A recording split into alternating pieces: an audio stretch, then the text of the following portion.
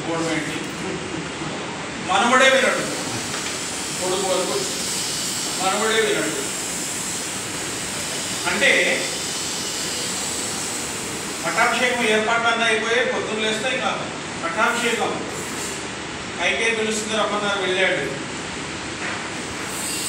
అమ్మా నమస్కారం, ఏంటి నాన్న రేపు నీ పట్టాభిషేకం క్యాన్సిల్ అయిపోయిందిరా, నాన్నగారు చెప్పారు, నువ్వు రేపు ఉదయాన్నే బయలుదేరి అడవులకు వెళ్ళిపోవాలి.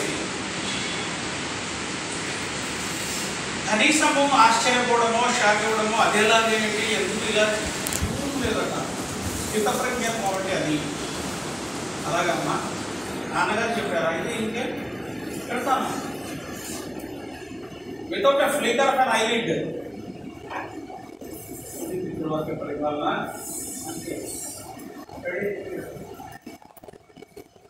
నాన్నగారితో ఒకసారి మాట్లాడుతున్నాను, వద్దు నాన్నగారి ఒంట్లో బాగా రెస్ట్ తీసుకుంటాడు. ఆయనతో మాట్లాడని ఇవ్వకపోవడంలో కూడా కైకేయి స్ట్రాటజీ ఉన్నది. మళ్ళీ మాట్లాడే తండ్రి కొడుకులు ఇద్దరు ఎమోషనల్ అయ్యి ఏడ్చి మళ్ళీ అందుకు వచ్చిన పదాన్ని అవాయిడ్ చేసుకుంటారు. మనం అనుకుంటామండి కైకేయి చాలా చెడ్డది, మంథర ఇంకా చెడ్డది, వాడది, దే ఆర్ ఓన్లీ ఇన్స్ట్రుమెంటల్. ఒక డివైన్ పర్పస్ ను సాధించడం కోసం వాళ్ళు సాధనాలు అంతే. వాళ్ళు కనుక లేకపోతే స్వామివారి అడవులకు ఎందుకు వెళ్తాడు, రావణాసురుడిని ఎలా చంపుతాడు, మరుసటి రోజు ఆటోమేటిక్ గా పట్టాభిషేకం అయిపోతే దేరెంట్స్ మ్యాటర్ లేదు రామాయణం. వాళ్ళిద్దరు కూడా నిమిత్తమాత్రం భోగ అవుతే అన్నట్టుగా వ్యవహరించారు అంతే. వచ్చి మంథర భరతుడికి పట్టాభిషేకం కాదట, రాముడి కంటాలి చెప్తే మహదానంద పడిపోయిందట కైకేయి. నాకు రాముడి భరతుడి కంటే కూడా నాకు రాముడు అంటే ఎక్కువ ప్రేమ, అంతకంటే నాకు కావాల్సింది సమరపడి బదులు పిచ్చిదాన్ని నువ్వెక్కడ దొరికావు అని పర్సుయేషన్ చేసింది. అద్భుతంగా చిత్రీకరించారు బాబు గారు సంపూర్ణ రామాయణంలో ఆ సంఘటనని మీరు చూసే ఉంటారు. జమున కైకేయిగా, ఛాయాదేవి మంథరగా విశ్వరూపం నట విశ్వరూపాన్ని మనం అక్కడ చూడగలం. పర్సుయేషన్ ఎలా చేసిందో అని మనం తెలుసుకోవాలి. సరే వాళ్ళ నాన్న వెళ్ళమన్నాడు, ఈయన వెళ్తున్నాడు. భార్య కూడా వెళ్ళాలని నిబంధన. ఆమె తప్పకుండా నేను వస్తానని బయలుదేరింది. సరే భార్యాభర్తలకు తప్పదు. లక్ష్మణుడికి ఏం పనండి? లక్ష్మణుడికి పనే లేదు. అమ్మో మా వదిన అడవులకు వెళ్తుంటే నేను దగ్గర లేకపోతే కనుక చాలా ప్రాబ్లమ్స్ ఉంటాయి, వాళ్ళకి నేను దగ్గర ఉండి చూసుకోవాలి, వెళతానని మొదలుపెట్టాడు. నేనంటాను లక్ష్మణుడి కంటే ఆయన భార్య ఊర్మిళ గొప్పదంట. ఆమె నువ్వెక్కడికి బయలుదేరావు, ఏం అవసరం లేదు అనలేదు. సరే వెళ్ళండి, నేను రెస్ట్ తీసుకుంటాను. సుమిత్ర కూడా గొప్ప క్యారెక్టర్ అండి, బ్రహ్మాగారు రాశారు. చాలా ప్రసిద్ధి చెందిన శ్లోకం అది. ఆయన ప్రత్యేకంగా కోట్ చేశాడు. వెళ్ళి నమస్కారం చేసి అమ్మా అన్న వాళ్ళు వెళ్తున్నారమ్మా అడవులకు, నేను కూడా వెళ్తున్నాను. మంచిది నాన్న వెళ్ళిరా. రామం దశరథం విద్ధి మాం విద్ధి జనకాత్మజాం అయోధ్యామటవీం విద్ధి గచ్చతాత యథా సుఖం. ఆయన వెళ్ళు. ఒక విషయం చెప్తాను, గుర్తుపెట్టుకోరా. రాముడిని దశరథుడు అనుకో, మీ నాన్న అనుకో, సీతాదేవిని నేను అనుకో, మీ తల్లిని అనుకో, ఇక అడవేంటావా అదే అయోధ్య అనుకో. చూడడానికి సింపుల్ గానే ఉంది, కానీ ఈ అడాప్టబిలిటీ అనేది ఉన్న సిచ్యువేషన్ ని మనము ఎలా ఆనందంగా మలుచుకోవాలనే దాన్ని అందులో చెప్పారు. పర్సనాలిటీ డెవలప్మెంట్ ఏమిటి? ప్రతికూలమైన పరిస్థితులను మనము పాజిటివ్ గా ఆలోచించాలి అని చెప్పి పంపించింది ఆ తల్లి.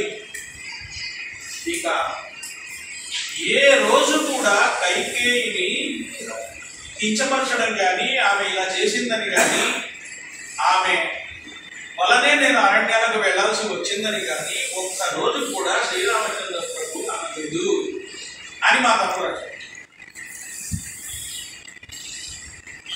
గొప్ప సంస్కారం అది. అంటే ఇక్కడ మనం ఇంత ముందనుకున్న ఇన్స్ట్రుమెంటల్ అది కాదు, సంస్కారం. తల్లిని గౌరవించేటువంటి సంస్కారానికి నలుగురు తల్లులు సమానమే.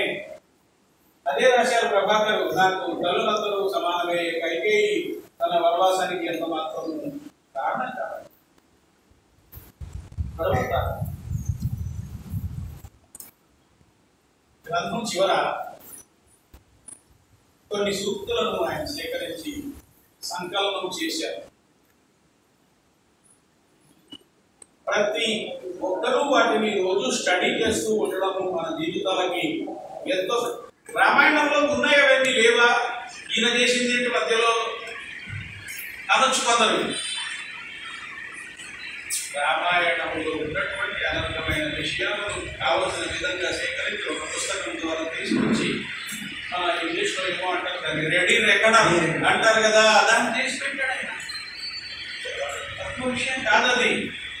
కాబట్టి అవి కొన్ని మనం సభలో సంస్మరించుకోవాల్సిన అవసరం ఉన్నది. ఒక 5 minutesలో ముగిస్తాను. ప్రజల సంక్షేమం గురించే నిరంతర ఆలోచన చేస్తూ ఉంటాడు శ్రీరామచంద్రుడు. సంక్షేమం అంటే ఇప్పుడు మన సంక్షేమాల గురించి పొరపాటు మాట్లాడదు. ఆయన కాన్సెప్ట్ నచ అమృత కథో అని. అబద్ధం అనేది ఎప్పుడు చెప్పండి. దుఃఖితులను చూస్తే ఆయన హృదయం ద్రవిస్తున్నది. దీనానృతం kindness is the highest virtue అన్నాడు సోక్రటీస్. అత్యుత్తమమైన గుణం ఏదయ్యా మానవుడి కంటే దయ, కరుణ. జీసస్ ఎందుకు అంత మహానుభావుడు అయ్యాడు, మదర్ తెరెసా ఎందుకు అంత మహానుభావుడు, బుద్ధుడు ఎందుకు అంత మహానుభావుడు అయ్యాడు అంటే కేవలం కరుణ వల్లే. వాళ్ళందరూ కూడా దైవ సమానులయ్యారు మనకి. వేద వేదాంగాలను క్షుణ్ణంగా అభ్యసించాడు శ్రీరాముడు. సాంగ వేదవిత్, స్థితప్రజ్ఞుడు, దుఃఖేశ్వరు విఘ్నమన నీతరాగ భయకృగాహారి. భగవంతుడు చెప్పిన విధంగా స్థితప్రజ్ఞ, బ్యాలెన్స్ ఆఫ్ మైండ్ ఆయన. తర్వాత కర్మ కామార్థ తత్వజ్ఞ. చాలా విషయాలు చెప్పాడు ఆయన పుస్తకంలో. ఒక 7-8 చెప్తున్నాను అంతే. కర్మ కామార్థ తత్వజ్ఞుడు ఆయన. కర్మము అర్థము కామము వాటిని తత్వాన్ని తెలిసిన వాడు, రియల్ ఎసెన్స్ ఆఫ్ దోస్ పురుషార్థాస్ ఆయన తెలుసు. శాస్త్రజ్ఞశ్చ కృతజ్ఞశ్చ. శాస్త్రజ్ఞుడు అంటే మళ్ళీ మన సైంటిస్ట్ అనే అర్థం కాదు అక్కడ. శాస్త్రములను గ్రహించిన వాడు. కృతజ్ఞ, ఎవరైనా ఏదైనా మేలు చేస్తే దాన్ని అనాలిజ్ చేసేటువంటి వాడు శ్రీరామచంద్రుడు. ధనుర్వేద విదాం శ్రేష్ఠ, చక్కని యోధుడు, ఆశ్చర్యుడు. వైహారికాణం శిల్పానాం విజ్ఞాత, లలిత కళల్లో ప్రవీణుడు. అంటే ఒక ఉత్తమ వ్యక్తిత్వానికి ఉండాల్సిన లక్షణాలన్నీ చెప్పుకొస్తున్నాడు మా తమ్ముడు. అనసూయో, అసూయ లేనివాడు. జితక్రోధో, కోపాన్ని జయించిన వాడు. నదుతో నచ మత్సరి, ఎప్పుడు సాటిస్ఫై అవడు, చాలు నాకు. మత్సరం లేనివాడు. ఇవన్నీ కూడా లిస్టు చదివితే ఏదో సామాన్యమైన విషయాలు కాదు. అసూయ లేకుండా ఉండడం అనేది, కోపం లేకుండా ఉండడం అనేది చాలా అత్యున్నతమైన క్యారెక్టర్కి సాకారం అండి.